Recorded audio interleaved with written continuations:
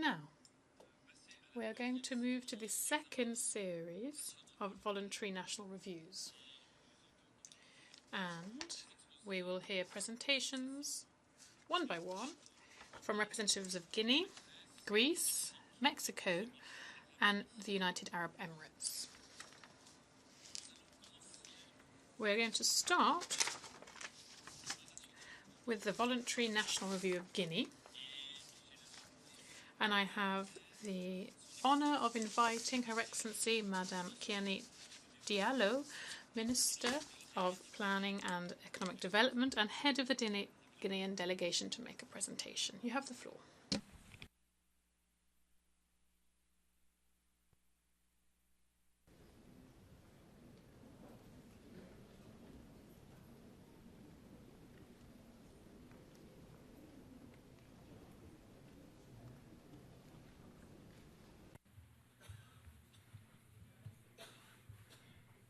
Monsieur le Président.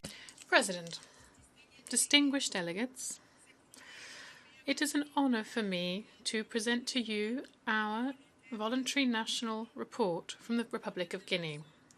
My presentation will be focused on 3 points.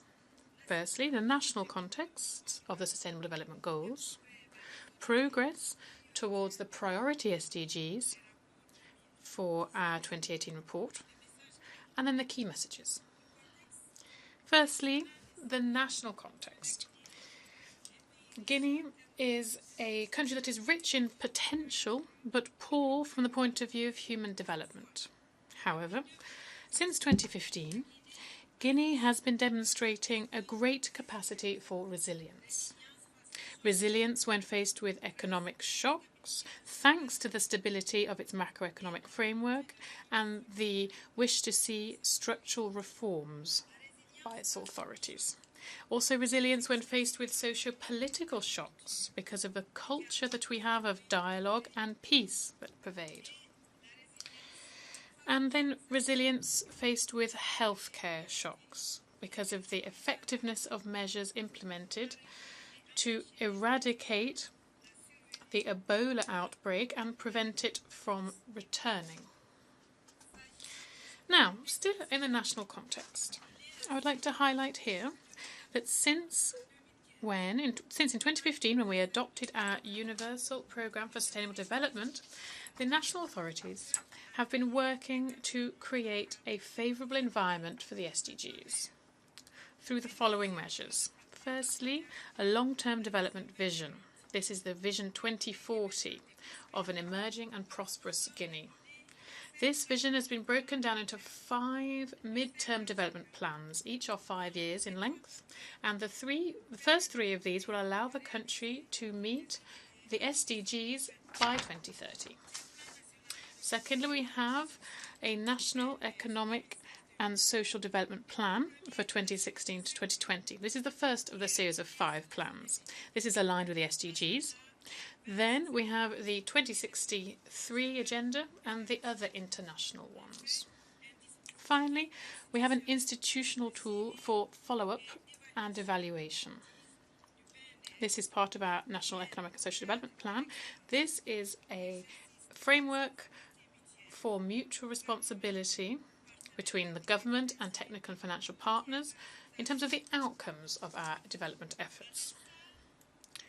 Like the 47 other countries, Guinea volunteered to report to this forum on its progress towards the 6 SDGs mentioned. Guinea's report, submitted to the Secretariat of this forum, sets out the details of the situation within our country in terms of these 6 SDGs.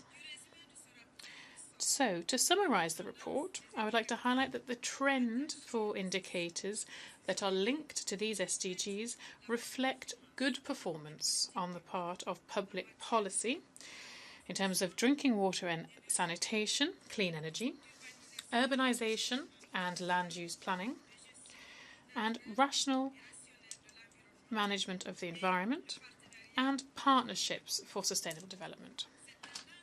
This trend also demonstrates that the efforts made by our authorities should continue in the long term. to ensure that the country can remain on its trajectory towards meeting the SDGs and hope to achieve these targets by 2030. Now, SDG 6, water and sanitation.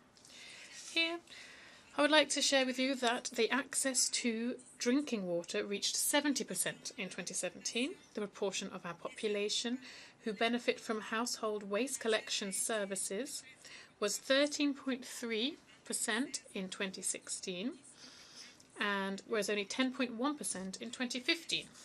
Now, SDG 7, clean energy at an affordable cost.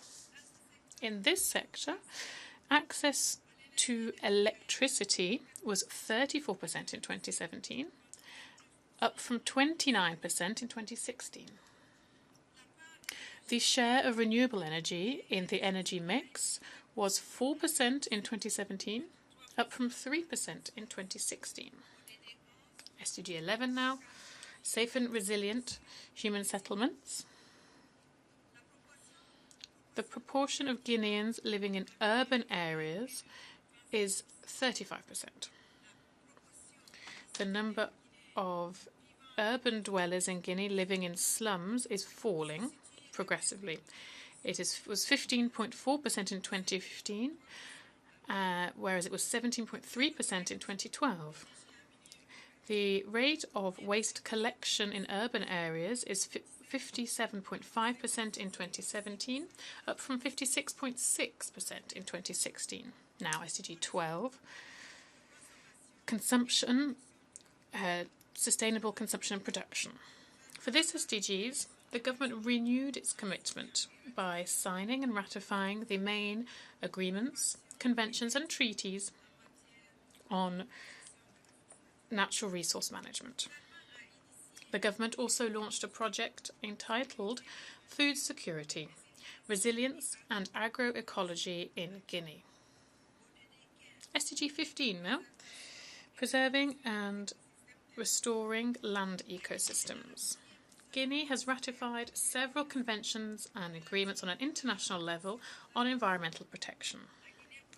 Currently, Guinea has 1.1 million hectares of forests, of classified forests and fauna reserves, which is 4.5% of our national territory. And the proportion of protected areas and ecosystems is 48.8%, and that was in 2016. SDG 17 now. Partnerships to achieve the SDGs. Guinea organised a meeting of an advisory group in Paris on the 16th and 17th of November in 2017 to mobilise the necessary resources to fund the National Economic Social Development Plan, and garnered more than $21 billion in pledges from international bilateral and multilateral partners and from the private sector. Currently, the key messages from our voluntary national report can be broken down into 3 points. Firstly, Guinea believes the following issues are priorities for sustainable development. Firstly, resilience to social and political and economic shocks, as well as questions of durability of natural resources, ecosystems and ways of life. Guinea, therefore, would advocate for more focus on future generations within national plans for development, as well as a green growth strategy, so we can better take into account issues of resilience and sustainability. Secondly, more budgetary allocation for investment in green sectors and natural capital, that is to say our agriculture, forests and biodiversity, water management, waste management and renewable energy. Our second message is ensuring that Guinea can stay on the trajectory towards meeting the SDGs, to meet all the targets set out by 2030, and would thus urge authorities to pursue, with the support from technical and financial partners, pursue their efforts for capacity building and development management across 5 areas. Firstly, statistical capacity to produce metadata and calculate the SDG indicators. Institutional capacity to develop and implement development policies that are focused on green growth. Then technical capacity for planning, programming and budgeting that are underpinned by the SDGs. Then systematic organisation of follow-up and evaluation of public policy. And then the management of SDGs through a close tracking of targets and indicators, as well as the involvement of all stakeholders in their implementation. Third message now. Encouraging results that have been flagged up in our report suggest to the authorities to stay on the course for our National Plan 2016-2020 across its 4 pillars. These are promotion of good governance for sustainable development, lasting economic transformation, inclusive development of human capital, and the sustainable management of natural capital. Also to pursue efforts to fulfill financial commitments stemming from the meeting of the advisory group, and also mobilisation of the domestic resources that are vital to fund the SDGs. Finally now, to finalise the document for our national programme for capacity building. This can serve as a foundation for dialogue between the government and its partners on issues of capacity for development management. Before I conclude, I would like to thank the United Nations system, particularly the UNDP, for the assistance provided to us as we drew up our first national voluntary report from Guinea. I would like to thank you for your kind attention.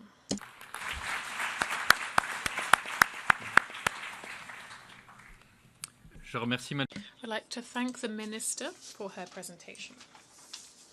Now, we are going to start an interactive dialogue, and I invite delegates who wish to take the floor and ask a question, make a comment, to press the requisite button. I would recall that there's a speaking time of 2 minutes. First on my list, other stakeholders.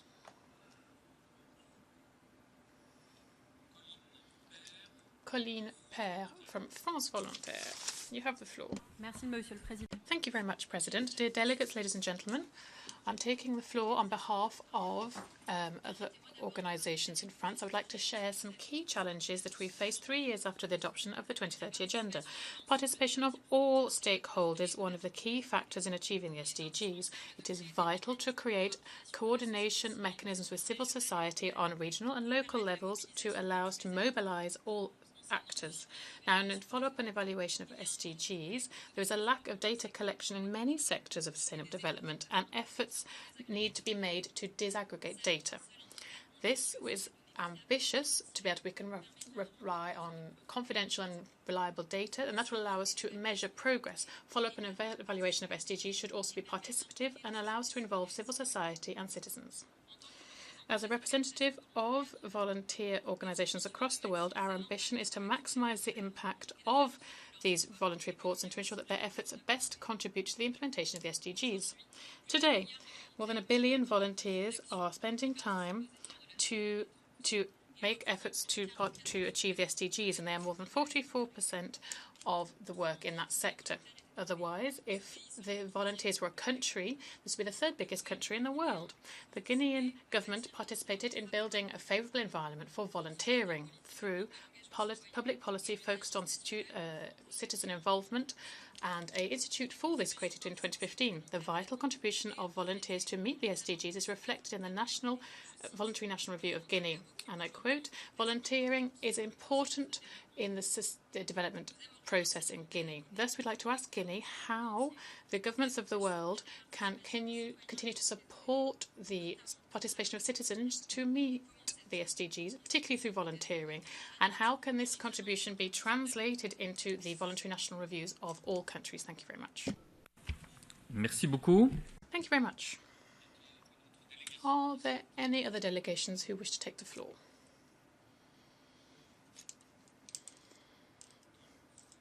I don't see any.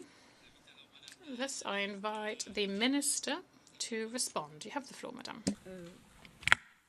Merci, Monsieur le Thank you, President. And thank you for the many questions. I would like to thank France Volontaires for having raised this issue. This is a major concern for the Guinean government. And this demonstrates its effort to include in the whole process for planning and management of development. I think it's fundamental for countries who, like Guinea, have difficulties in having exact statistics and data on the situation, particularly on poverty. Volunteering is a welcome addition to these efforts. And first of all, it's very effective in terms of the cost, but particularly because it is so effective because of the strong commitment on the part of those who are working within it. For Guinea, I'm sure you know that we have difficulties in terms of statistics, and that's why our voluntary report focused on that in particular. And I would like to thank those who initiated the process, because it has allowed us not only to have an honest dialogue with all stakeholders, but also has allowed us to identify where we need to make further efforts. For Guinea, the voluntary report is the first step in a process that we think will be a lasting one and will, above all, contribute to the follow-up and evaluation of the implementation of our social economic development plan. Now, in terms of involvement in other countries, I think in forums such as this, it is an ideal place to raise ideas and innovative approaches and make suggestions so we can adopt a position that will allow us to move forward and particularly address a certain number of concerns that weren't flagged up at the very beginning. Thank you very much. Je remercie Madame la Ministre. I would like to thank the Minister for her presentation and for her response to the question. Now, we are now going to move to the voluntary national review of Greece, and it is my pleasure to invite the Greek delegation to come and take a seat on the podium. Thank you.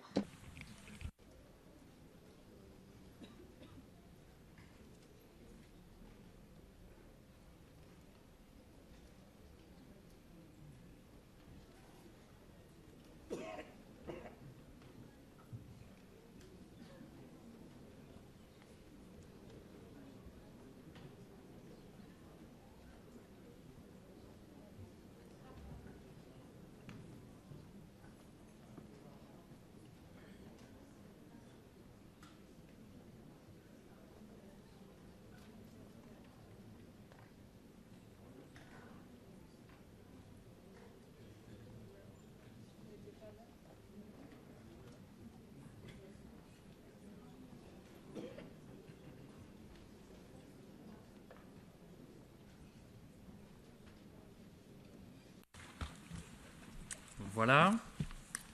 J'ai le plaisir. I now have the honour of inviting His Excellency Socrates Famelos, Alternate Minister of Environment and Energy of Greece, to make a presentation. Minister, you have the floor. Thank you, Mr. Chairman. It's okay. Your Excellencies, dear colleagues, distinguished guests, we are very honoured to present for the first time the Voluntary National Review of Greece, together with Mr. George Vernikos, President of the Economic and Social Council of Greece, and Ms. Katerina Iglesi, the President of the Environmental Committee of the Greek Parliament. The natural capital, and generally the environment, constitutes for Greece not only one of the universal identities, but also a catalyst to achieve sustainable development goals, a key asset for development. Greece is strongly committed to the implementation of the 2030 Agenda for Sustainable Development and its 70 SDGs, as they provide an ambitious and transformative framework for a new, fair development path which ensures a balance between economic growth, social cohesion and justice, as well as protection of the environment and of the country's unique ecological wealth. Ensuring that no one is left behind is a high political priority for Greece, which is now exiting a period of prolonged economic crisis. The unprecedented economic crisis forced a focus toward economic policies that often create divergence rather than contributing to achieving sustainable development. Greece's utmost objective is to reap the full benefits that the SDGs provide in order to reframe the country's development perspectives from an SDG lens for present and for future generations.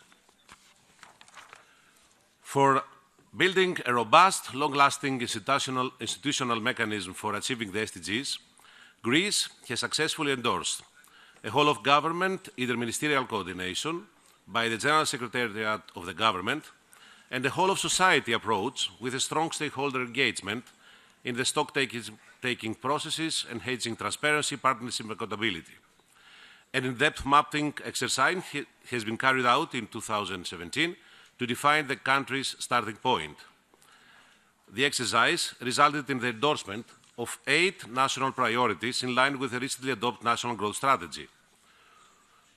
First of all, fostering a competitive, innovative and sustainable economic growth, promoting full employment and decent work for all, addressing poverty and social inclusion and providing universal access to quality healthcare services, reducing social and regional inequalities, providing high-quality and inclusive education, strengthening the protection and sustainable management of natural capital, building effective, accountable and transparent institutions, and enhancing open, participatory democratic processes and promoting partnerships.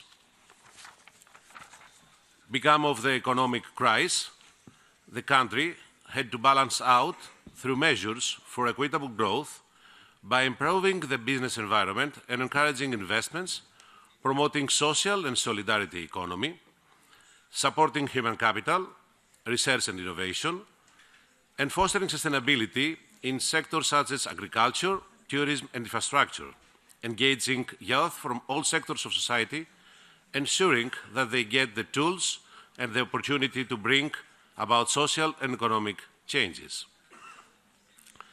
On the social pillar, and with a particular outlook to regional cohesion, policy priorities have been focusing on addressing urgent gaps related to employment, particularly for youth and women, responding to the pressing humanitarian needs of the large refugee flows, showing solidarity in the midst of the challenging social and economic context, as well as addressing social inequalities and promoting inclusion of immigrants and vulnerable population groups.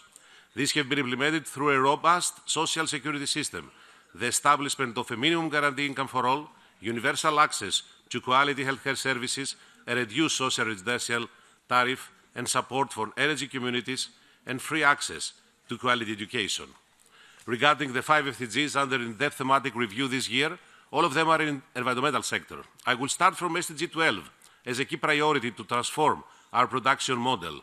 The key steps include the endorsement of a national action plan on circular economy, the improvement in waste reduction, reuse and recycling for creating new jobs, the application of the hierarchy in the waste management, closing the loop of product life cycles, the supporting of circular entrepreneurship by promoting industrial symbiosis, the secondary use of byproducts and waste in new production processes as raw primary materials, as example, the reutilization of construction and demolition waste,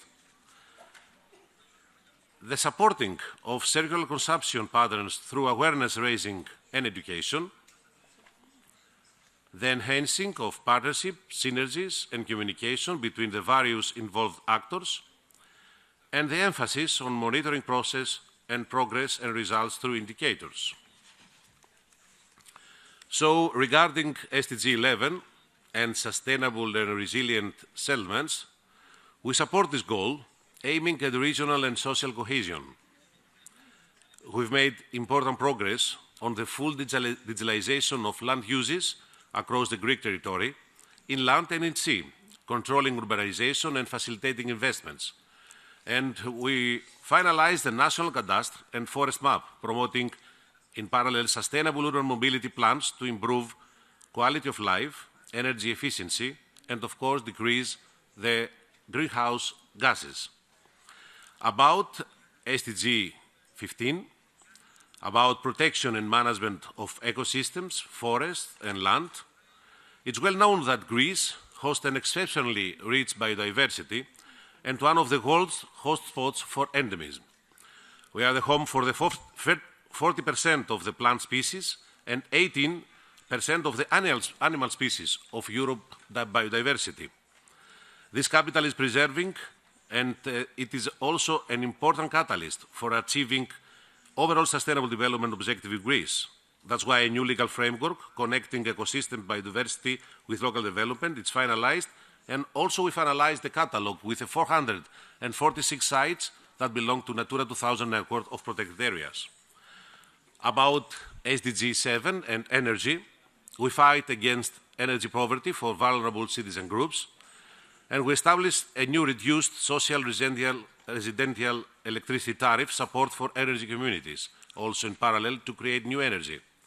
We've made an important progress on energy efficiency and savings in the building sector with two programs, close to 2.5 billion euros, and we support the renewable energy penetration, aiming by 2030 to a percentage of 50% of power production by renewable energy. And of course, we are looking forward to 2030 to interconnect many non-connected islands to the mainland electricity grid. About SDG 6, Greece is a country with an excellent water quality, and our principle is universal and equitable access to high-quality drinking water to all, the full application of the integrated water resources management, considering social aspects and, of course, the needs of ecosystem. And we're giving special emphasis on water savings. We have developed a new cost and pricing structure of water services for all water use, addressing the needs of vulnerable groups. And of course, we're working for the reuse of water and treated wastewater in the frame of circular economy. And we stand close to long-standing transboundary cooperation with riparian countries for cross-border integrated water management. Our efforts are also extended beyond borders. We're building strong partnerships. That's why Greece strives to be a responsible broker to promote peace, religious tolerance and stability in Eastern Mediterranean and Southeast Europe. Ladies and gentlemen, we want to capitalize on VNR experience. So our next steps will include the elaboration in 2019 of a national implementation plan for SDGs, consistent with the national growth strategy. And of course, we want to further engage all stakeholders at all stages. That's why I will pass now the floor to Mr. George Vernikos, President of the Economic and Social Council of Greece. That means the Greek stakeholders. George. Thank you, Minister. Excellencies, dear participants, the Economic and Social Council of Greece, which I represent, is a constitutional establishment institution that conducts social dialogue in Greece. Our member list consists of all the social partners and a wide range of civil society organizations that's governing the whole of the productive and social players in our country. My role today is to underline the importance of the social dialogue throughout the process of the implementing Agenda 2030, as well as to present our contribution to the process so far. The success of any policy depends greatly on the acceptance of society, especially for a multi-level and complex plan as the Agenda 2030. Social dialogue and civil society involvement are vital to achieving increased consensus and mobilizing the entire economy and society. The effective implementation of the Agenda 2030 is a process that affects our present and our future and should therefore involve every citizen in any part of the world. The Greek government, from the early stage of the whole process, has asked our Council to be actively involved with the aim of achieving stakeholder engagement and the highest possible representation of the civil society. Our Council issued an opinion on the CDC goals that providing input for defining the national priorities. The opinion also included a comprehensive set of proposals regarding the effective implementation of key economic, social, and environmental aspects of the SDG goals at national level, including the goals 7, 8, 9, and 10. Furthermore, in our Council, we have assumed an important role towards promoting the systematic and structural consultation and dialogue on the effective implementation of SDGs at different levels and sectors, and we have launched various events to disseminate relevant information. What should really be stressed out is that Greece's commitment towards the implementation of SDG goals should be an essential part of an overall development strategy for the future. It is with this context that we have incorporated the goals into in our activity, most notably the open, structured dialogue amongst our members towards a national strategic plan for growth, social justice, inclusion, and sustainable management of the environment and the natural resources. We have already reached an agreement that has led to a joint declaration presenting the central development goals, as well the main intervention axes on which all the productive and social actors of our country agree. At this stage, we continue the dialogue in order to come up with concrete proposals for each priority axis.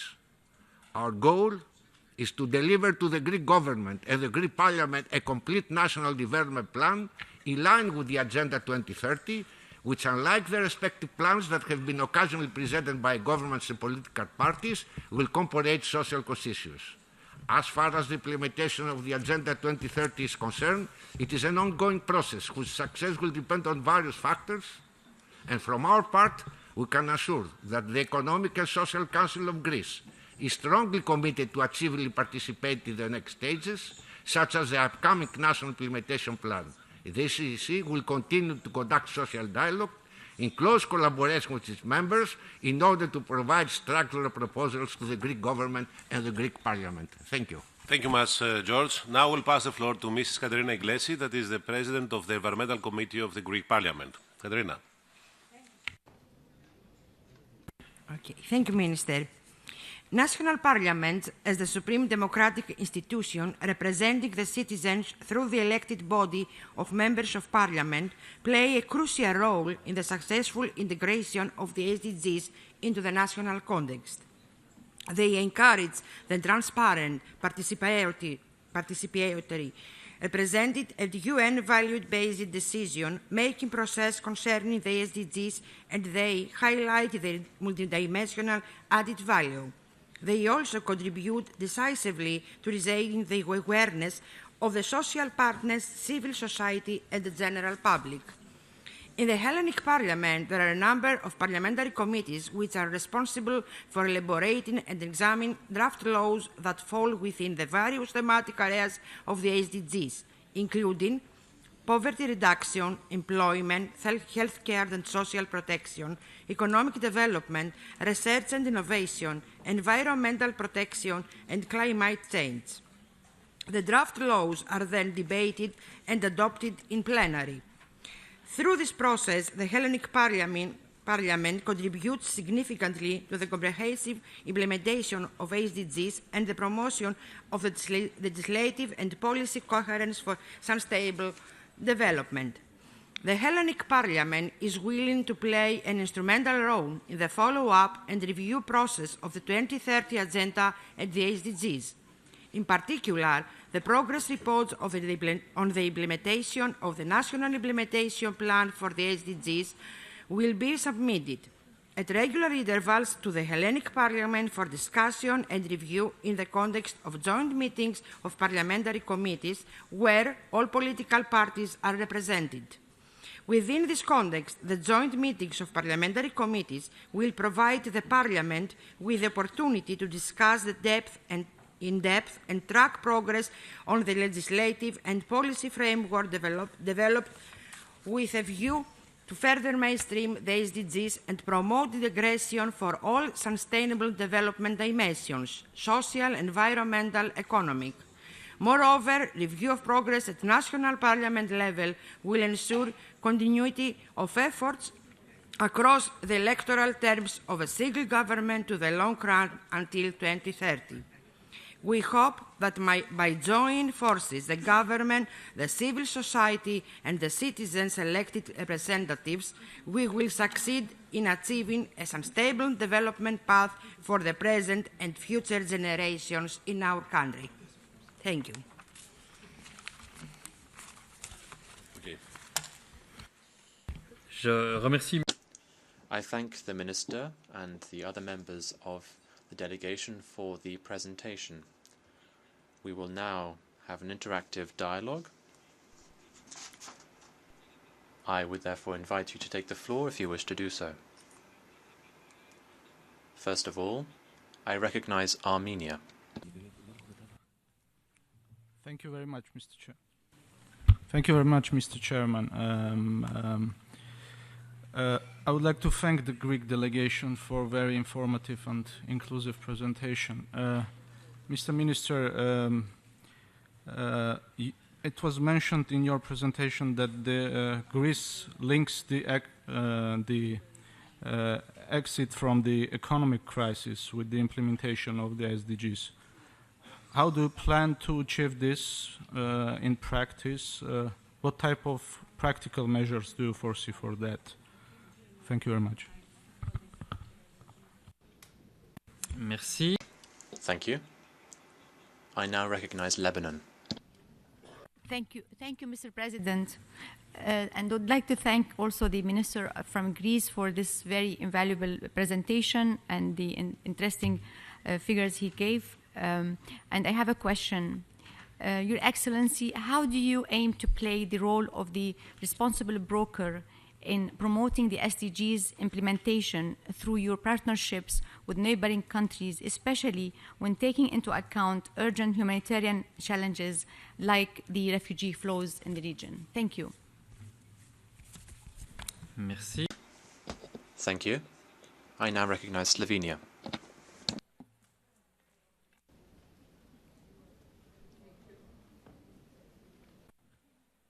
Thank you, Mr. President. Thank you, Mr. Minister and members of the Greece delegation for your presentation and, of course, for your efforts to implement SDGs. Mr. Minister, what means and mechanisms, including financial schemes and state funding, do you have in place to ensure integration of all three dimensions of sustainable development? Thank you. Merci. Thank you. I now recognize St. Vincent and the Grenadines. Thank you for giving me the floor, Mr. President. And I wish, first of all, to thank the Greek delegation for their presentation today. And I wish to comment that despite your country's extreme challenges, I think we can agree that setbacks are no excuse for forging ahead with a robust implementation strategy. My question to you today, to whomever believes that it's best suited for them to answer, is how is the national growth strategy linked to the implementation of SDGs in general and the circular economy in particular? I thank you and look forward to your response. Merci. Thank you. I recognize Jordan. Oui, merci, Monsieur le Président. Thank you, President. I have a question for the Minister. Link the National Action Plan on the circular economy that is already adopted with the National Action Plan on the implementation of the SDGs that will be developed and adopted next year. Merci. Merci. Thank you.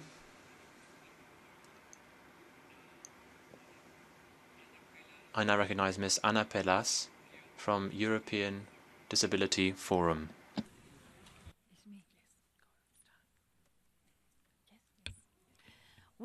congratulate you for including civil society in the implementation of the SDGs. We recognize your effort to reference and align to the UN Convention on the Rights of Persons with Disabilities in topics like education. Could you elaborate your commitment around the political participation of persons with disabilities as full and engaged citizens? Measures must be taken to give all persons with disabilities the right opportunity to vote, not only persons with physical disabilities. We want to compliment you for leading the way to strengthening democracy by lowering the voting age in the country to 17. We welcome both the development of the National Implementation Plan for the SDGs and the commitment to develop a national youth strategy. Could you specify how you will mainstream sustainable development in the national youth strategy, as well as how do you include national youth council as actors and rights holders in decision-making process for implementation of the Agenda 2030 national strategy? Furthermore, leaving no one behind means ensuring the inclusion of marginalized groups such as women, youth, persons with disabilities, and others. It is highly important to have reliable, strong, and accurate data. Could you elaborate on your strategy in collaboration with your National Statistical Office to collect data disaggregated by age, gender, and disabilities? Ultimately, you brought on Greece's unique ecological treasures. Clearly, there is astounding beauty in your cyclades. Yet, the arid island conditions are challenging. For example, currently, water is shipped to Aegina by tankers, which residents supplement by purchasing bottled water to drink. Are there any proactive local or regional strategies for dealing with the large flow of plastic waste? In what way do you ensure community participation in water decision making and management? Thank you. Merci beaucoup. Thank you very much for those questions. I will now invite the Minister and his colleagues to please respond briefly to the various questions that have been raised. You have the floor. If you want to sustain, you must be briefly. Eh? Okay. Okay, thank you very much for all these interesting questions. I will start from Armenia. The question is how we can link now the problem of economic crisis with the implementation of SDGs. The exit of the crisis needs sustainable and viable not only environment but also business and labor. So that's why we use the Sustainable Development Goals to build this sustainable economy and society, because there was a big loss of our growth, of our national product in the past 10 years, close to 25%. To ensure this, we have in parallel developed a development strategy according to Sustainable Development Goals, and we didn't only develop it by ourselves, but we developed it together with the social partners, and we have a close cooperation with the committee, the Economic and Social Committee. I will pass the floor later to Mr. Vernikos about it.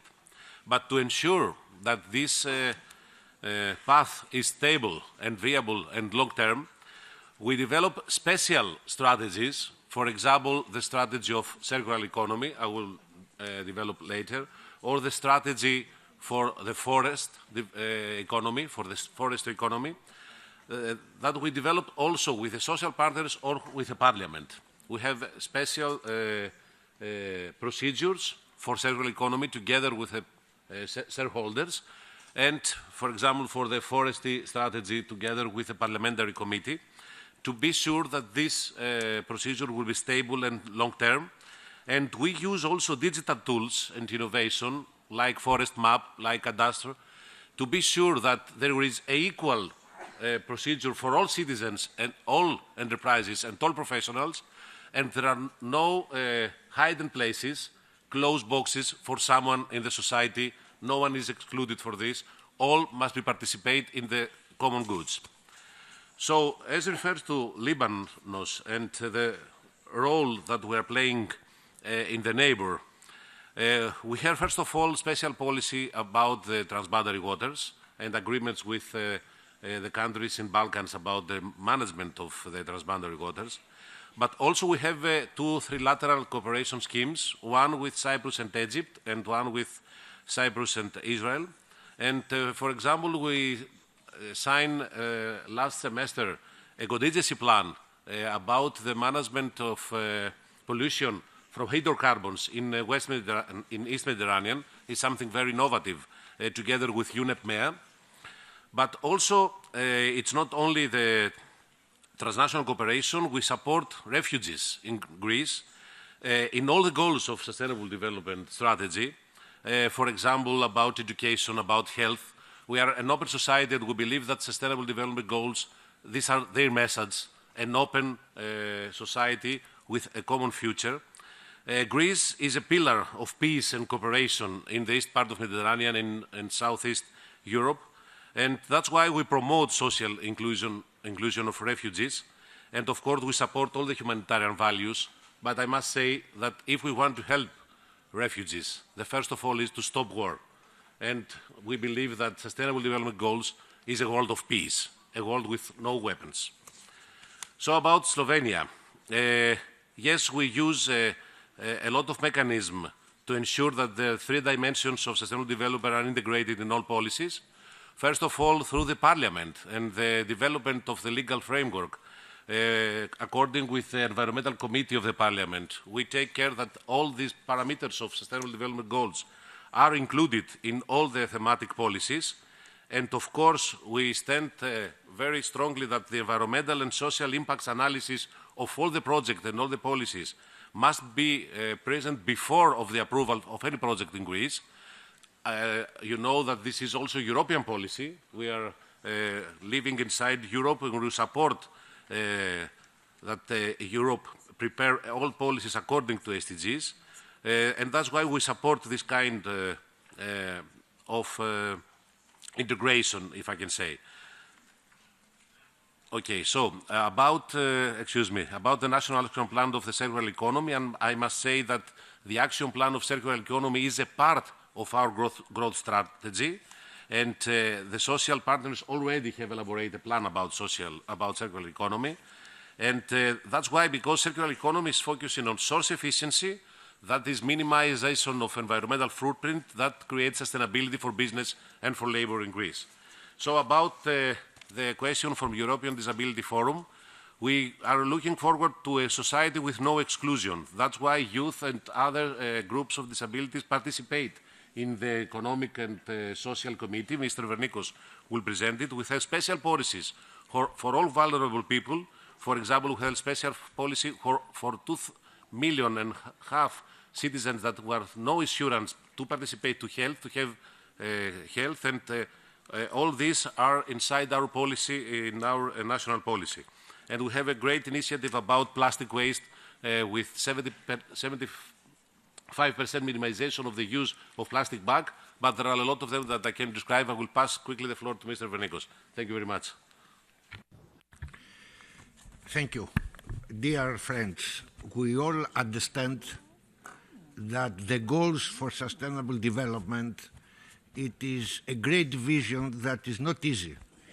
And the most important is that this effort must not be made only from some elite, but it must be everyone involved in this process. It is what we want. We have a good understanding that is not easy. Sometimes there are many words, but we have conflict interests, so we have to try very hard. The message that I want to send to you today, it first of all answer also to the European Disability Forum, that in our Council, the Federation of Disabled Persons, they play a very important role in our discussions, because exactly we want everyone to be involved.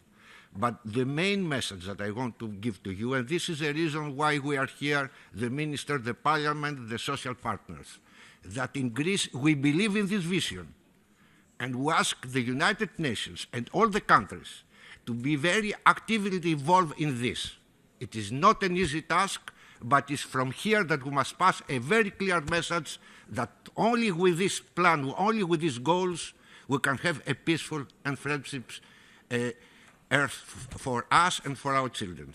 Thank you very much. Thank you very much, all of you. And Mr. Chairman, I would like to invite you at 6 o'clock in the afternoon. We will have the opening of an exhibition about Greek islands and biodiversity here outside. All of you are well expected. Thank you very much. Merci, Monsieur. Thank you, Minister. And thank you to the whole Greek delegation for your presentations and for the invitation, indeed. Now, we are going to hear the National Voluntary Review by Mexico. With pleasure. Thank you very much.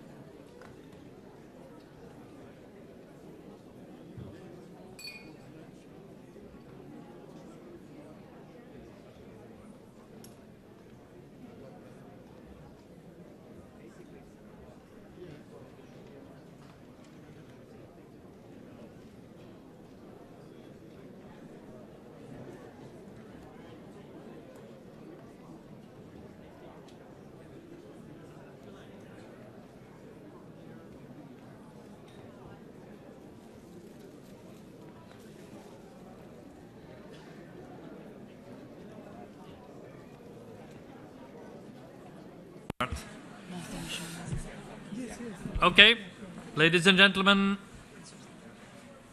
please take your seats. Le forum va maintenant entendre. The forum will now hear the National Voluntary Review by Mexico. And I have the honour to invite His Excellency Francisco Guzman Ortiz, Minister and Chief of Staff of the Office of the President of Mexico, to make a presentation. You have the floor, Minister.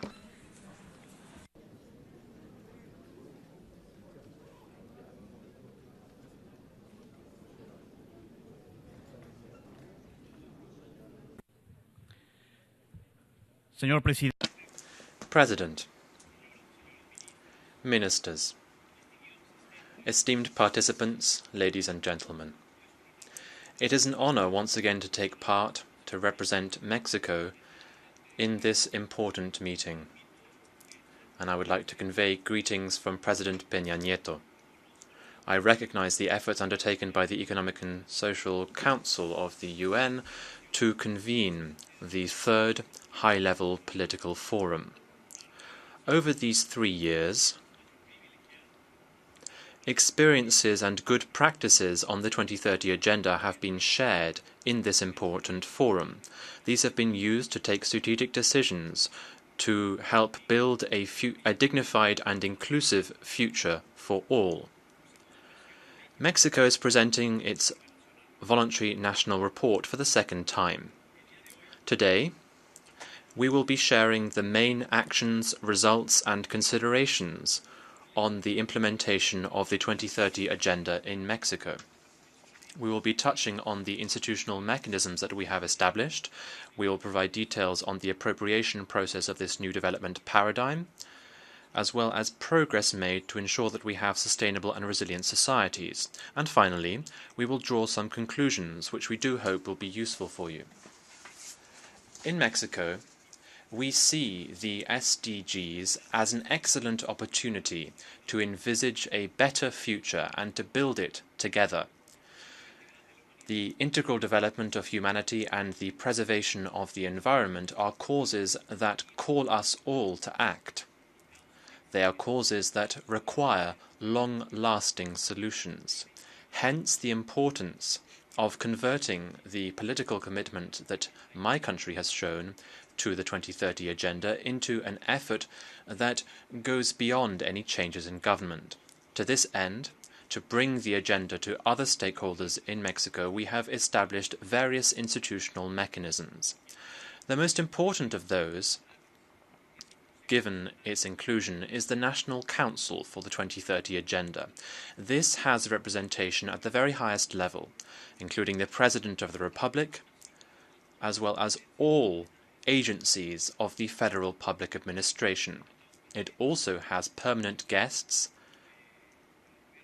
such as local governments, autonomous bodies, and the legislative branch. There are also representatives of academia, the private sector, and civil society, which will now have the right to vote. This bears witness to the plurality of stakeholders that makes Mexico unique. To translate this political leadership into specific actions, the National Council has 6 multi-stakeholder working committees. First, a National Strategy Committee, a Follow-up and Evaluation Committee, and 4 working committees, one for each dimension of development, and one which is specifically focused on promoting inclusion and equality, because we believe that this is an accelerator for national, regional development that we need to achieve. Another significant institutional mechanism that we have is the Specialized Technical Committee on the SDGs. This monitors compliance with the 2030 Agenda. This carries out cross-cutting work over a period of 6 years, because governments in Mexico have a 6-year term.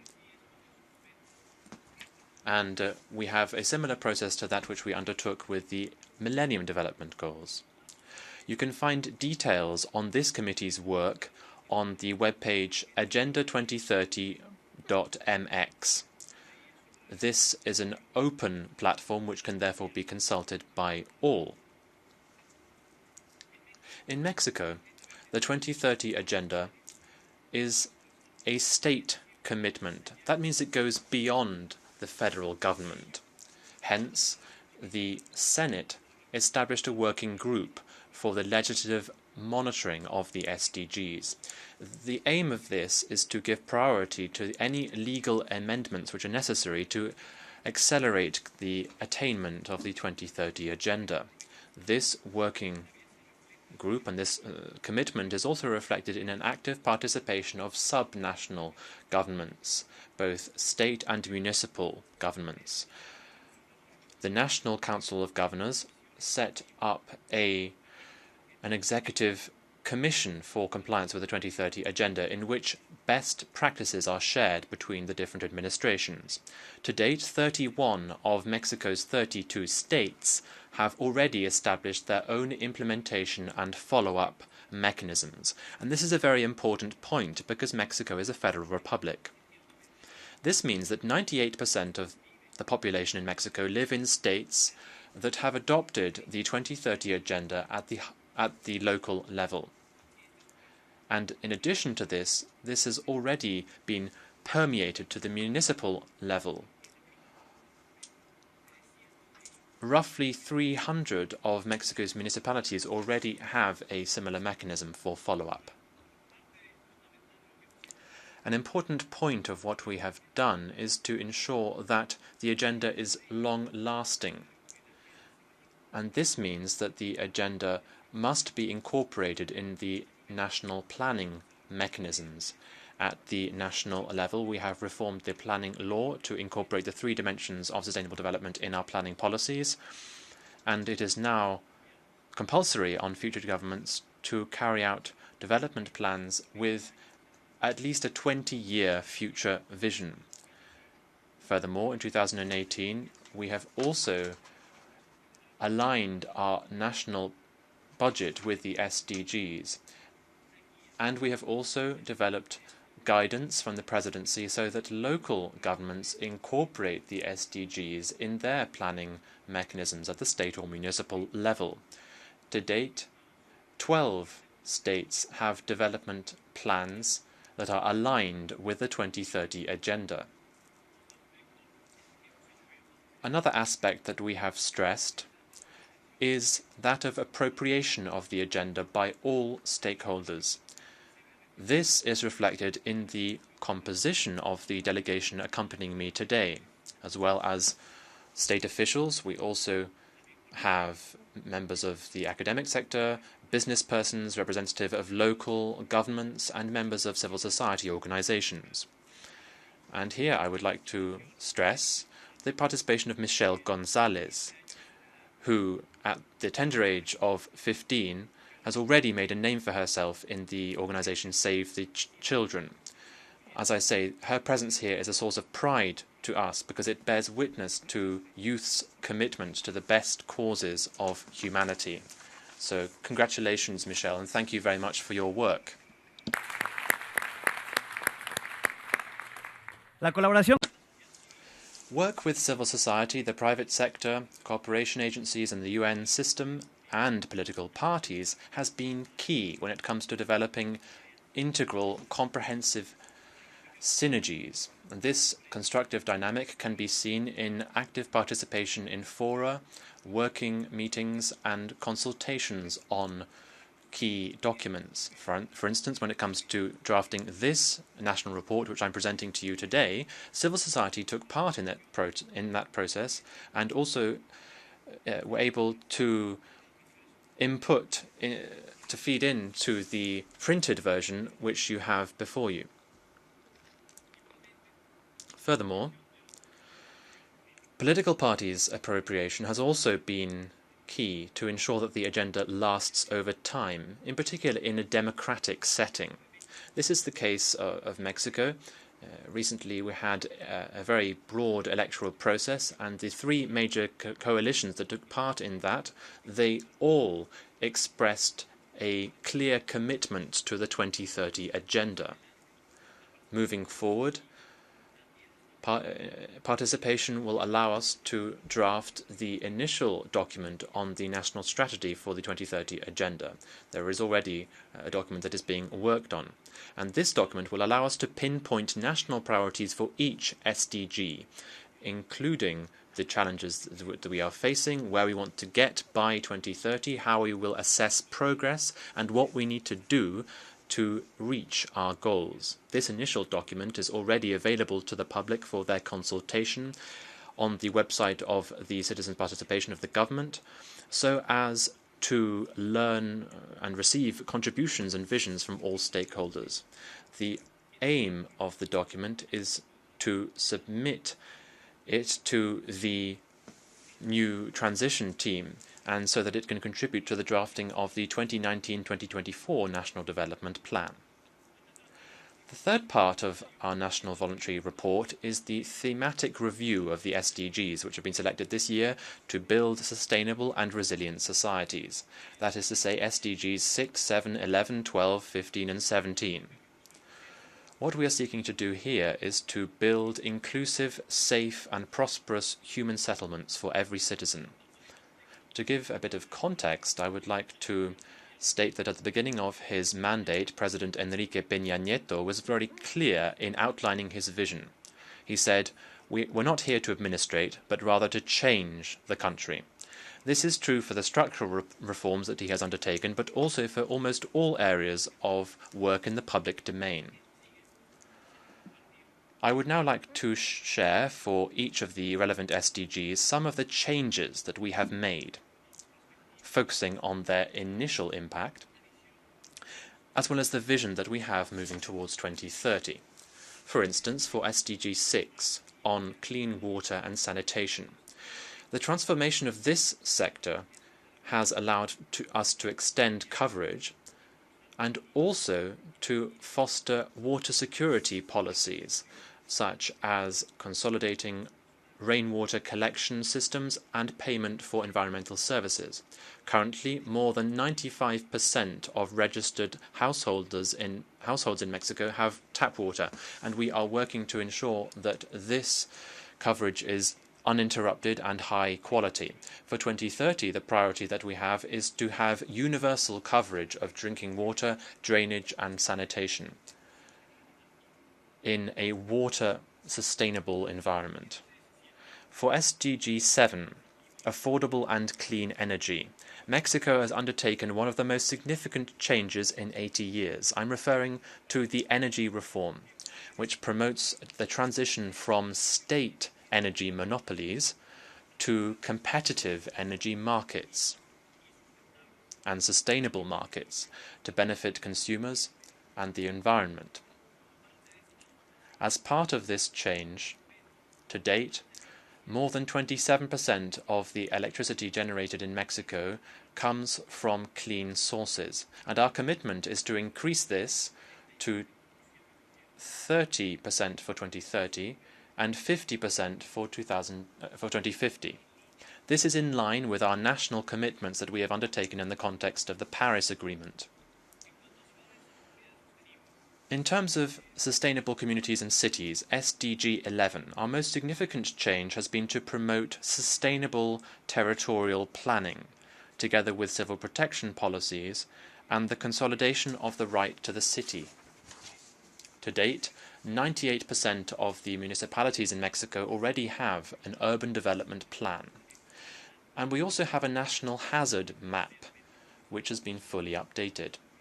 For 2030, the synergy between appropriate urban planning and disaster risk reduction policies will allow us to build more inclusive, sustainable and resilient human settlements.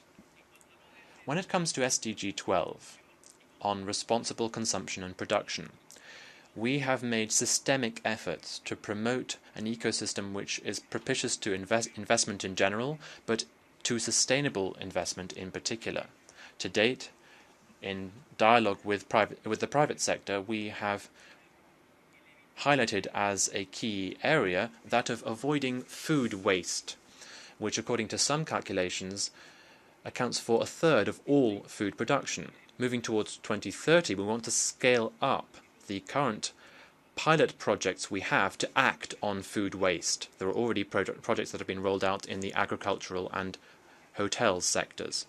The goal is for each area of the economy to have responsible consumption and production systems.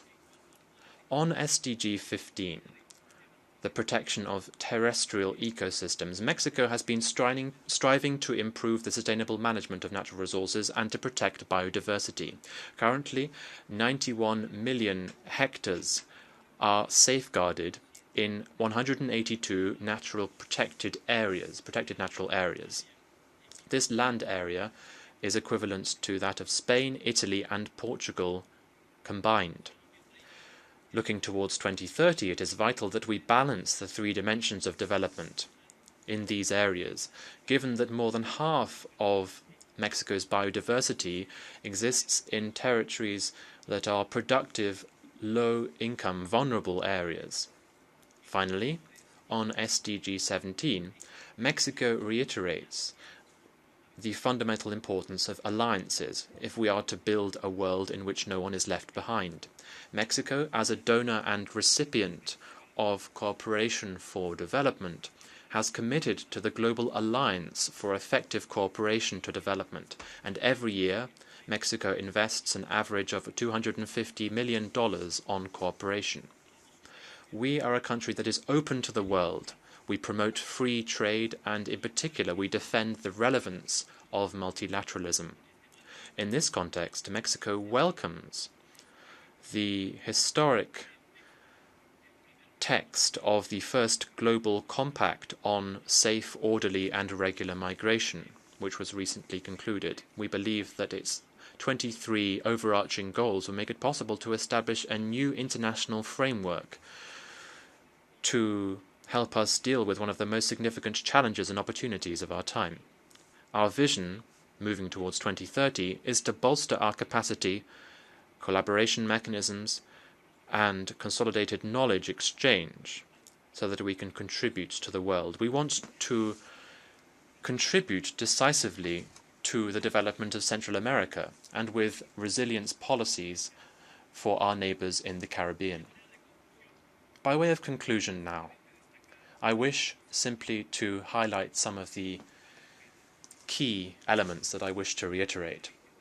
The 2030 Agenda has to be seen as an opportunity, a unique opportunity, first of all, to prioritize inclusion, to develop cross-cutting and integral policies, to fine-tune and improve evidence-based policies, indicator-based policies, to promote long-term strategic actions that transcend governments, but also to achieve cooperation between governments, civil society organizations, academia, the business sector, and citizens, but also as a unique opportunity to promote international cooperation and the sharing of best practices.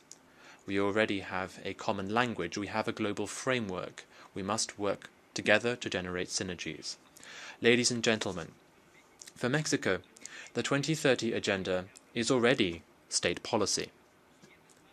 The next steps we need to take in the next few months are the following.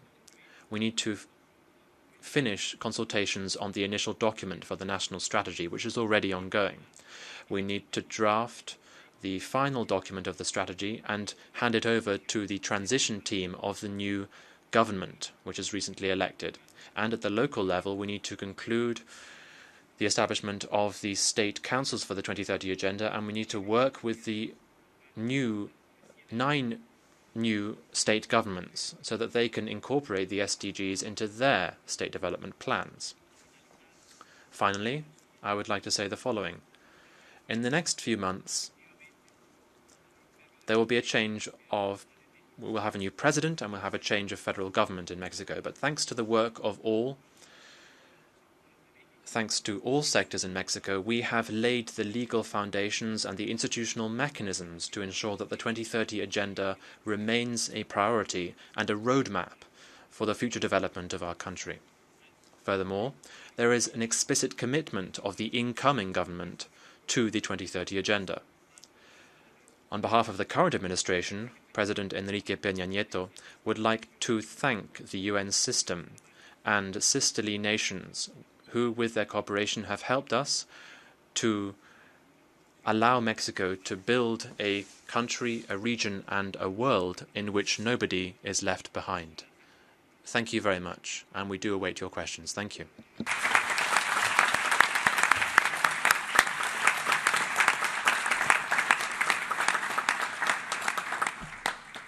Monsieur. I thank the Minister and now invite delegates to take the floor. I would like to remind delegations that the speaking time is 2 minutes, and I first give the floor to Canada. I would like to congratulate Mexico for their report and presentation. We are pleased to have Mexico as a friendly country and an ally that is close to Canada. We would like in particular to congratulate you for your plan to coordinate with civil society. Like Canada, Mexico is a very large country, and therefore I would like to ask you, what are your main recommendations to reduce regional inequalities? Thank you. Merci. Thank you. I'll give the floor to Egypt next. Sir, my question is, how will the SDG implementation at the national and regional level be affected by rapid technological change in the years to come? And how does digital inclusion accelerate sustainable development, in your opinion, with the experience of Mexico? Thank you very much. Merci. Thank you. I recognize Norway. Thank you, Mr. Chair. We recognize Mexico for its strong commitment to institutionalize the 2030 agenda with the SDGs. From this second report to the HLPF, we understand that the concrete measures are taken to adapt the relevant global indicators. That's very commendable. We also commend the steps taken to statistically anchor the process of the national implementation of the SDGs. Mexico is a resilient regional player with considerable economic and political leverage to promote sustainable development in the region. We stand ready to further develop our partnership with Mexico in the implementation of the SDGs. As has been raised by several speakers at this meeting, for successful follow-up of the SDGs, politics matters. Could you elaborate a little bit on lessons learned and the role of Parliament in domesticating and implementing the SDGs? Thank you. Merci. Thank you. Australia is next. Thank you. So we warmly welcome Mexico's commitment to the 2030 agenda, and we've enjoyed very strong collaboration with Mexico, particularly through MICTA, to progress elements of the SDGs, including on initiatives such as the MICTA Education and Emergencies Challenge. So given the importance of gender as a cross-cutting issue with its own SDG, we'd very much welcome Mexico's views on the main achievements with respect to gender and also the remaining challenges in addressing gender equality. Thank you. Merci. Thank you. Germany. Thank you very much. We congratulate Mexico in submitting its second voluntary national review, which is one of the best we have seen out till now. It's clear and strong in content. It presents areas of success and challenges as well. The complementarity between this voluntary national review and the one from 2016 is another strength of the report. This year's report starts where the past one finished. This is best practice. I would like to focus on just briefly on two issues. One aspect is your evaluation of which budget lines contribute to SDGs and the efforts to modify the budget programming to ensure the implementation of the 2030 agenda. This is important and best practice for a comprehensive approach in planning, public finance, management, policy making, and accountability to achieve the SDGs. The second point is, yes, you mentioned the recently you had general elections that will to a new government, and we think that this report and the national strategy is a very good base and establishes very concrete steps for the new government, and we hope that Mexico can ensure and continue with the very good work of the actual government. Once again, thank you very much for this very interesting and impressive voluntary national review. Merci. Thank you. I now give the floor to Colombia. Gracias. Thank you. It is an honor for us to listen to the various presentations and even to have a Latin American country giving a presentation and presenting its national voluntary review.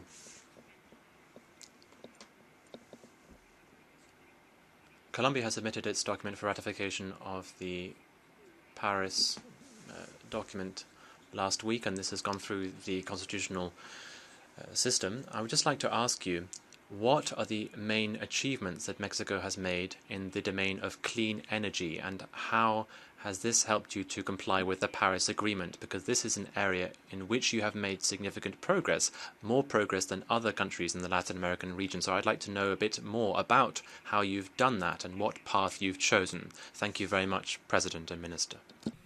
Merci. Thank you. I now give the floor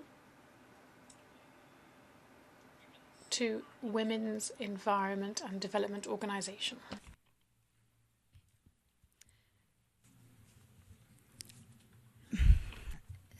El Estado mexicano ha impulsado. Mexico has fostered public-private partnerships as a motor for development. However, they do not ensure greater efficiency in service provision nor access to the most vulnerable societies, and they tend to prioritize profit over democratic gain, as well as having a high quota in line with the benefits that have been seen. What is the financial strategy that the state is implementing for sustainable development in Mexico, and how will Mexico guarantee human rights and democratic interests of women and citizens in general above business opportunities? Thank you. Merci. Thank you. And finally, I give the floor to Indigenous Peoples International Center for Policy Research. Gracias. Thank you. The Voluntary National Report reports activities that do not correspond to some of the SDGs, and there are omissions in terms of recognizing some of the problems and challenges that remain. The report states that the SDGs are a state commitment. However, various decisions in terms of public security, economic security, and mining security, and in other domains, reveal a state's commitment to extractive activities and the mining sector, with tax incentives and also a weakening of the national tax system, and also weakening of the protection of the environment and also human rights. They have authorized fracking, and they have given priority to industries over other activities. 35% of the Mexican territory has been given over to mining.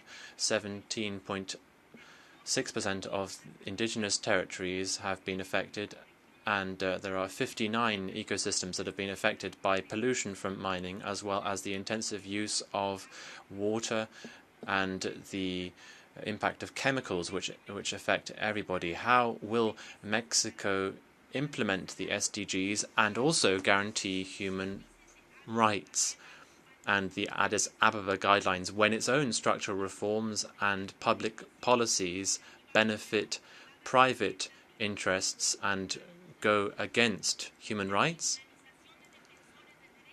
The criminalization of human rights activists by the government place Mexico as the third most deadly country in the world.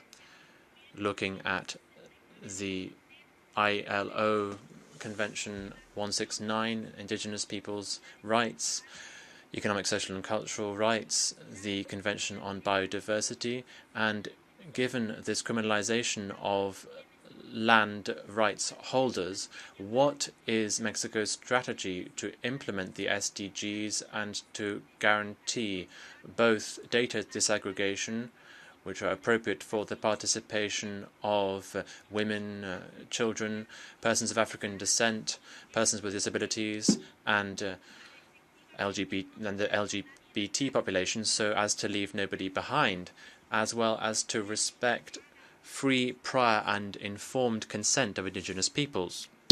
Gracias. Merci beaucoup. Thank you very much. I do have further requests for the floor, but I regret that due to time constraints, we'll have to stop the questions there. I give the floor now to the Minister and would ask him to briefly, in 2 minutes, answer the questions. Thank you. First of all, thank you all very much for your questions. On Canada's question, how to reduce inequalities, I would like to mention two fundamental strategies. First of all, to take advantage of productive vocations in each region, that is to say, to increase the income in each region from tourism activities, forest activities, industrial development, logistics, energy projects, and so on and so forth. That's the first point. Secondly, how to reduce inequality gaps between regions. In the case of Mexico, clearly there are practically two Mexicos, one in the center moving north, linked mainly to open economies and manufacturing, and the other from the center going south, linked to more traditional activities with low productivity. For this second case, what we have done in the government of Mexico is to focus on special economic zones. And the aim here, in these low-income areas, but with high productivity, is to establish a framework, a tax and commercial framework with special incentives rolled out so that investments can be made there and so that economic growth is promoted, linking these regions to the rest of the national economy, but also to the global economy. In terms of Egypt's question on technological change, undoubtedly Mexico has recognized the impact, both positive and negative impact, of new technologies, in particular exponential growth in technologies such as artificial intelligence. Indeed, here in the United Nations, we have promoted very significant instruments, which perhaps my colleague can mention now. Muchas gracias. Thank you very much.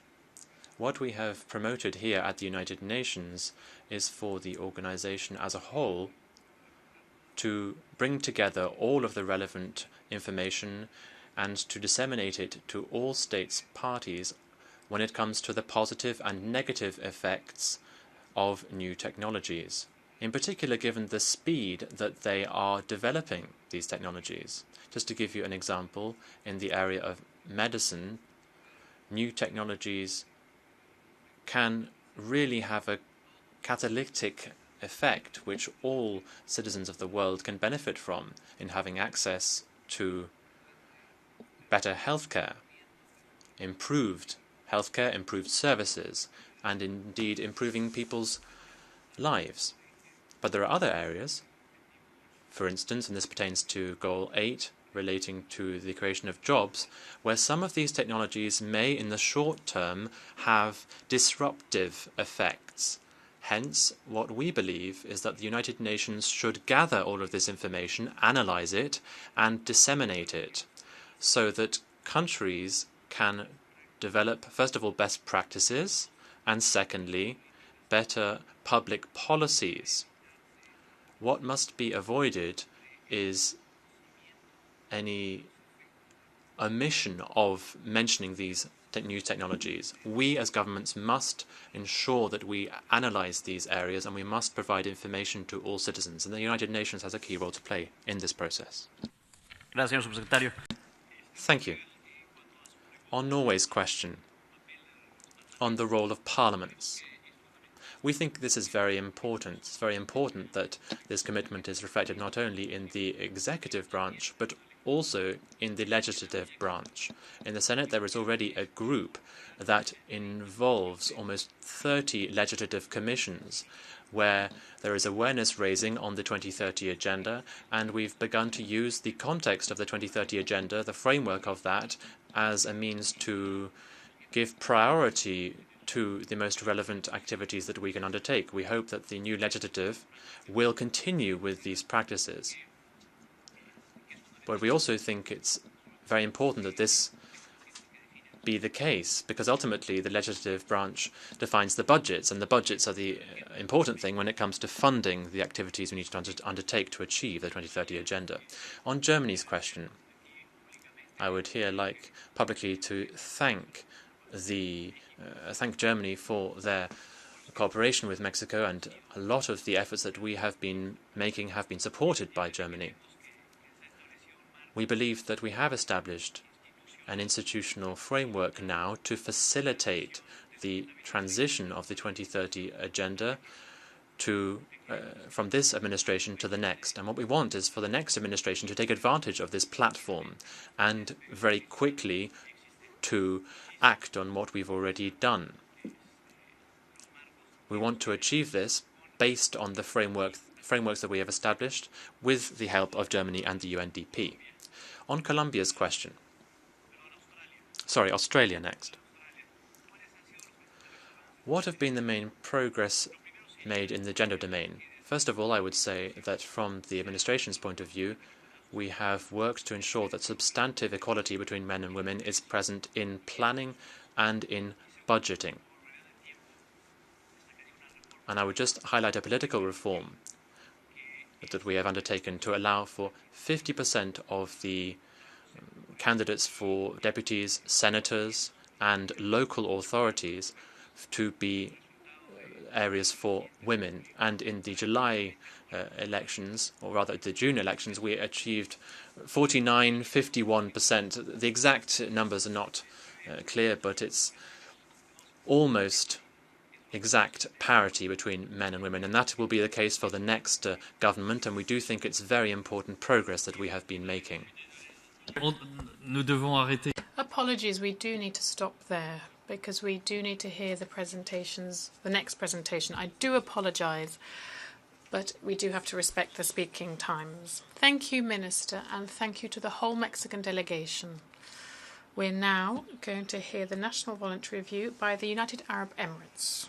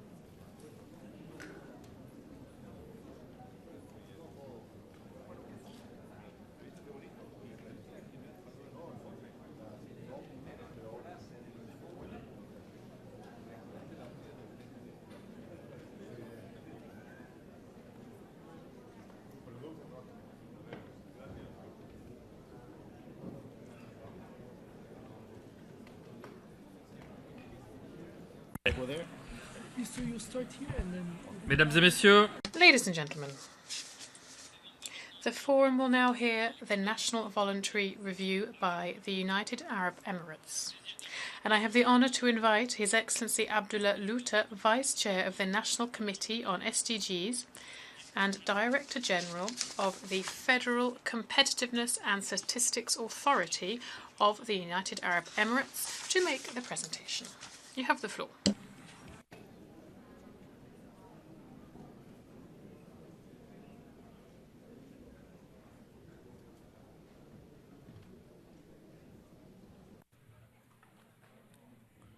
Your Excellencies, it gives me great pleasure to present the UAE's VNR review. We believe that the ultimate purpose of global development is to enrich the lives of current and future generations of our citizens and people around the world. As you know, the UAE played an important role in the formulation of Agenda 2030. We aim to ensure that a consensus on the importance of sustainable development was a key outcome of the Rio +20. Thereafter, and for almost 3 years, we worked with the global community to institutionalize the SDGs until they were adopted in 2015. We challenged the global perception of our region by championing women's empowerment, sustainable energy, and climate action alongside issues concerning education, poverty, eradication, and health. The SDGs are thereafter part of our legacy and reinforcement of our plans for the future. The UAE has a federal system of government consisting of 7 emirates. The ideas of sustainable development are reflected in the UAE's development plans at both the federal and local levels of government. The principles that underpin UAE's national development are encapsulated in the Vision 2021 and are outlined in detail in the national agenda. UAE's national agenda emphasizes sustainable development centered on 4 pillars, 6 national priorities, and 52 key performance indicators. For the UAE, making it over the milestones that the SDGs prescribe by the year 2030 is only the start. The SDGs are part of a chain of outcomes that the UAE aims to achieve in the coming years. Last year, the UAE announced its 50-year strategy for the national development, the UAE Centennial 2071. The national dialogue to shape long-term policy will derive significantly from UAE's current national agenda. Thereafter, it will use as a guiding principle the ambitions of future development plans. The fulfillment of the SDGs will be an important measure of progress towards year 2030. Let me say more about how Agenda 2030 is being implemented. The National Committee on SDGs was established in January 2017. 17 federal government organizations are members of that committee. The committee coordinates the whole of government systems and procedures for policy coherence and review of the SDGs. It also serves as a platform for multi-stakeholder engagements. Since 2017, the National Committee has focused its effort alongside 3 dimensions. Firstly, mapping the SDGs targets to the UAE national agenda indicators. Secondly, aligning monitoring and reporting cycles with the work program of the National Statistics System. And finally, the committee has embedded SDGs targets in the strategic plan of each and every single federal entity. Chapter 2 of the VNR report details the roles and the responsibilities of the National Committee members towards achieving their SDGs. The National Committee also manages UAE's international engagement pertaining to the Agenda 2030, and I will say more about this shortly. But before I proceed, I would like to invite everyone here to attend the United Nations World Data Forum in Dubai this October. I am pleased to announce that the forum will be held under the patronage of His Highness Sheikh Mohammed bin Rashid Al Maktoum, the Vice President, the Prime Minister, and the ruler of Dubai. Data is a challenge for many countries, including the UAE. Therefore, we believe that it is vital to highlight the importance of data and evidence-based policy in accomplishing the SDGs. We hope to contribute by hosting the world-class Data Forum in 2018 to facilitate achieving such ambitious targets. Let me say more also about the domestic implementation of the SDGs. Government in the UAE operates in a transparent manner, supported by a systematic performance framework. It has a highly skilled civil service and innovative mechanism for the delivery of public services. To implement the UAE's national agenda, policy initiatives are incorporated in the government's performance management framework. They are then linked to the 5-year strategic and operational plans for the federal entities. This framework is flexible enough to incorporate the SDGs. Chapter 3 of the VNR report describes this framework in details. Multi-stakeholder engagement is an established part of the UAE's policy-making process. Consultations for the UAE national agenda involved over 300 officials from 90 federal and local government entities, participants from the civil society organizations, as well as the private sector and academia. All of them were involved. In its aspiration to leave no one behind, the National Committee on SDGs has developed a communication strategy to facilitate greater engagement with societal stakeholders.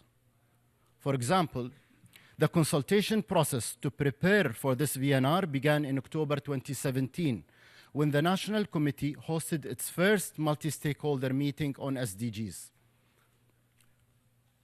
One concept discussed at the meeting was the establishment of a private sector advisory council for the SDGs that will be launched later on this year during the World Data Forum.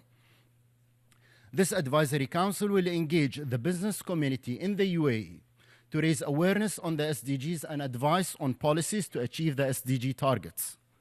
The council will also help shape community outreach activities and CSR agendas to align with the government efforts to achieve Goals 2030. Youth engagement was another topic of discussion. In 2016, the United Arab Emirates government appointed a Minister of State for Youth Affairs who happened to be a female, aged 22 at the time of her appointment, making her the youngest minister in the world at that time. Her immediate role is to facilitate greater participation of youth to determine the future direction of the country. Subsequently, the Emirates Youth Council and 7 local youth councils were launched. These youth councils are involved in official discussions regarding the SDGs and government policies. The slide describes a project called Future Policy Depot.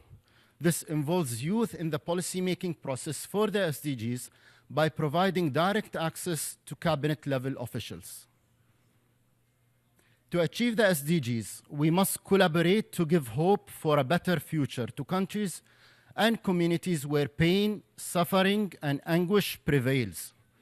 In 2017, the UAE was recognized by the OECD as the world's largest per capita donor, contributing 1.31% of its GNI as official development assistance. This significantly surpasses the UN's target for countries to contribute 0.7% of their GNI towards ODAs.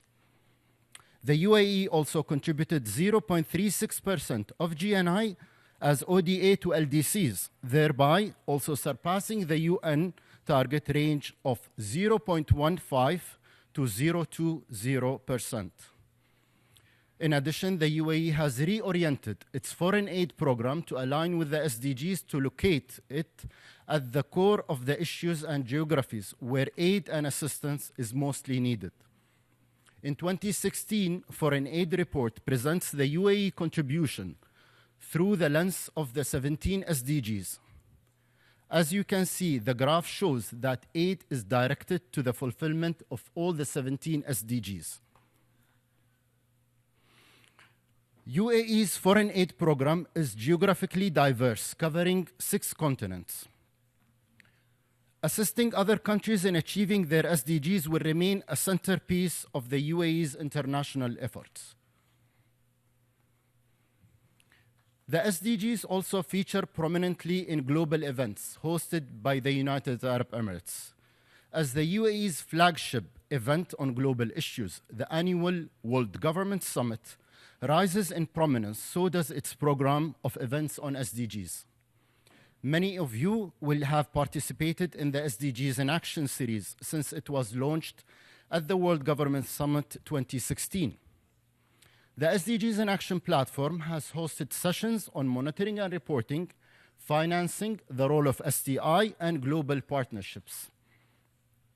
Moreover, at the 2018 SDG in Action event, the UAE launched an initiative called the Global Councils on SDGs. The Global Councils involve former heads of states, ministers, private sector executives, and senior officials from international organizations. The councils facilitate partnerships to assist in the implementation of innovative solutions towards the SDGs. In addition, outcomes of council discussions will be shared at our side event tomorrow. And I hope to see you involved in the Global Councils and SDGs. Meaningful change is never straightforward, but we in the UAE are confident that we both have the mindset and the systems in place to make a real difference towards the SDGs. We owe it to ourselves, and we owe it to the future generations. We need to dream big, and we need to deliver accordingly. Now I would like to invite you all to watch this video, in which the SDG National Committee ministers are highlighting their roles towards the SDGs.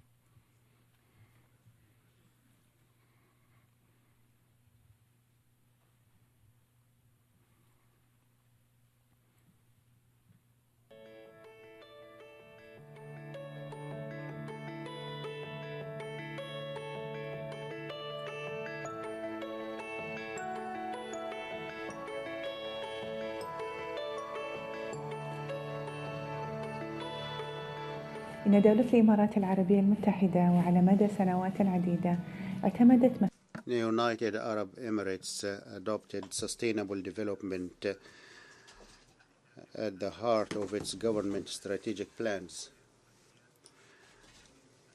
With regard to national development and strategy, we have clear-cut and inclusive concepts, most important among which those relate to environment, socio-economic aspects. Ministry of Economy works on building on competitive economy and innovative economy with national leadership. The Energy Strategy 2050 and Water Strategy led to considering UAE among the best states regarding sustainability. Through the directions of the Emir, we have to take care of education. Therefore, we launched the new Emirati school model, taking into consideration 2030 as well as Emirati 2021. UAE continues its efforts to achieve Sustainable Development's 2030 for a better future in light of the environmental challenges which we face. To address inequality, the Ministry of Community Development aims to ensure income and economic sufficiency so that each citizen is guaranteed a decent and fulfilling life. His Highness, the late Zayed bin Sultan, said, "The most important achievement is to achieve happiness in society. Ministry of Youth seeks to harmonize and activate the work of the youth to be pioneers in building our society. We have to make sure that the voice of the youth reaches the authorities to participate in developing the general policies. Providing food with suitable price and under all circumstances is a prime priority to our country. We seek to achieve food self-sufficiency and for active participation and contribution to international food with participation along with all the other members. We are happy with the positive impact that the Gender Balance Council left regionally and internationally.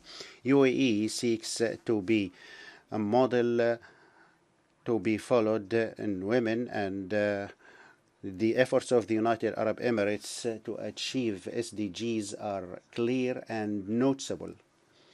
And we in the Statistical Center for the UAE work in team spirit to fully achieve SDGs by 2030, and we exchange successful experiences and innovative skills. We should not leave anybody behind.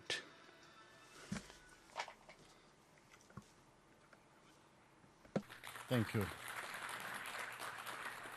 To conclude our VNR, I look forward to the prospect of the SDGs serving as a guiding path to ensure a brighter future for all of us and the future generations. Thank you very much.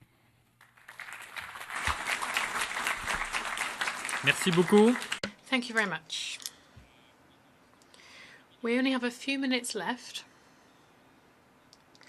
so we have time for a couple of questions. I give the floor first to Egypt. First, I would like to express the appreciation for the efforts UAE is exerting to share its experiences in achieving the Sustainable Development Goals at the various levels, and would like to ask the following question. As a hydrocarbon exporter, what are your priorities for energy and climate change? Thank you.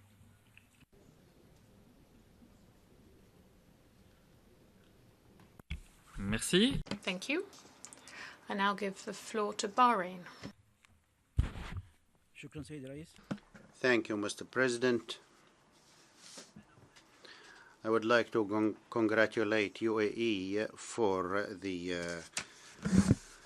informative presentation. UAE is undertaking a lot of foreign investments. Is it suitable to find a policy that chooses and distinguishes among these policies in favor of sustainable development, as you managed to choose ODA to needy countries and friendly sustainable development uses? I now give the floor to Habitat International Coalition. Thank you, Mr. President. The Emirates VNR explains for us how the goals align with its National Vision 2021, with ministries assigned to each goal. An example of 2030 agenda engagement is the National SDG Committee's participation in external forums and locally by hosting international forums. Beyond the VNR is the example, crossing many goals, of Dubai hosting this year's first Arab Land Conference, which reflected two distinct approaches, with guests treating land governance and social aspects, and the hosts stressing land as private property and real estate. UAE rates high in innovation, public sector efficiency, and education and health services. Notable is UAE's pursuit of happiness, well-being, and positivity as national policy objectives. Its VNR cites all goals, but does not address any one specifically, nor does it indicate progress. As in other VNRs, we are left wondering about the vision and implementation integrally linking and harmonizing policy across the goals. We cannot tell clearly from the VNR how national efforts relate to the 2030 agenda. It does not tell us who is farthest behind and hence the policy priorities. For instance, it barely mentions the majority expatriate population and migrant workers not at all. So we ask, while transforming our world is doubtless a multilateral challenge, how do the Emirates reconcile their collective duties with their external behavior, recent military operations, use of mercenaries and torture in neighboring countries, as well as territorial occupation and blockade? And how does UAE integrate the goals in operation, for example, Education 4 with Labor 8, Food 2 and Health 3, Food and Goal 12? UAE's report makes no mention of food security and sovereignty either as a challenge or achievement. Finally, can UAE give examples of how the goal-specific youth circles have influenced priorities and implementation? Thank you very much. Merci beaucoup. Et finalement... Thank you very much. One last question from Slovakia. Merci à vous, and thank you very much for the presentation. We congratulate you on the progress you have made so far implementing the Agenda 2030. As you mentioned, sir, that your country is the champion in women power amongst the countries in the region. We would be interested in hearing a bit more about the policies and actions you have been adopting or you plan to adopt in the near future on the route towards the goal number 5, and also on the nature of national indicators against which you measure the progress with respect to this goal. Thank you. Merci. Thank you. I now give the floor to Mr. Luter to respond to the questions. Thank you very much, Mr. President, and thank you very much for the great questions and the remarks from everyone in the crowd. Maybe I'll first start with Egypt and the question about energy diversity and climate change. The UAE has a plan and a strategy for 2050 where we intend to actually celebrate the exporting of the very last barrel of oil, making sure that we have a diverse economy, focusing on knowledge economy, focusing on industries where renewable energy is the key pillar and the backbone of our industries and future prosperity. The other question that I have was from Bahrain, and if we are going to link attracting investors and focusing on investments that will address SDGs, maybe that's a great idea. Actually, we'll consider it. What we're doing actually with the enterprise, and this is a criteria for selecting the advisory council from the private sector, is how much do they actually contribute to the SDGs. Just like we saw our foreign aid annual book, we have actually handpicked major enterprises, multinationals, major local enterprises, as well as small and medium-sized businesses who are passionate about SDGs, and those will advise us on SDGs-related policies.